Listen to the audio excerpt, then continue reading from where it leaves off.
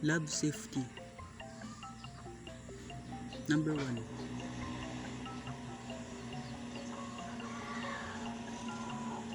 Follow the instructions. Do. Don't.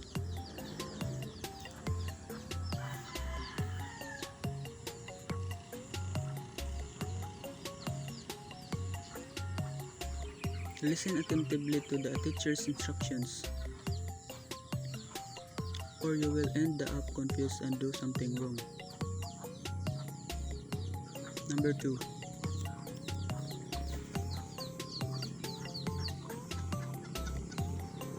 Proper attire. Do. Don't. Wear goggles, closed shoes and sleeves till here. Not wear goggles, open shoes, closed sleeves until here.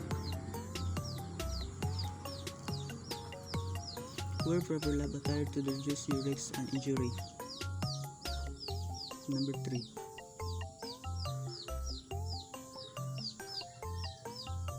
Food and drinks. Do.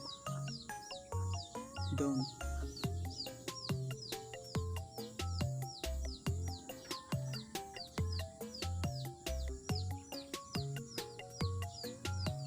No food or drinks in the lab unless told by the advisor. Number 4.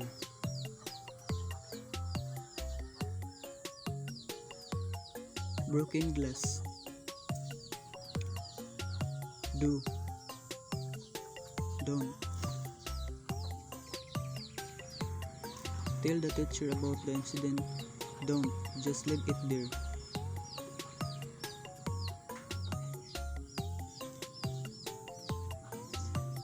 Immediately inform the teacher advisor about the incident, or someone else might get hurt.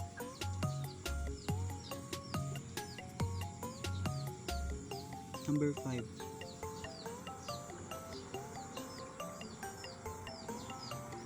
Fire safety. Do. Don't.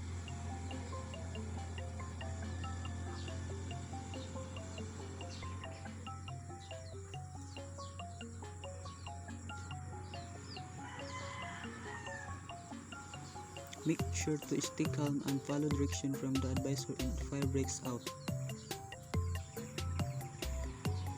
Number 6.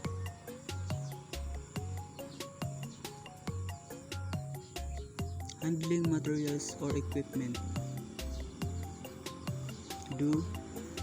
Don't.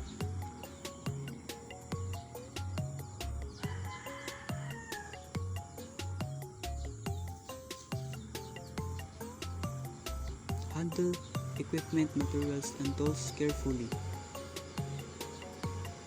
Don't drop them.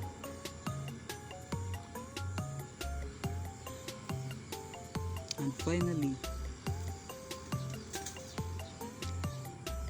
do have fun, but don't horseplay. Summary.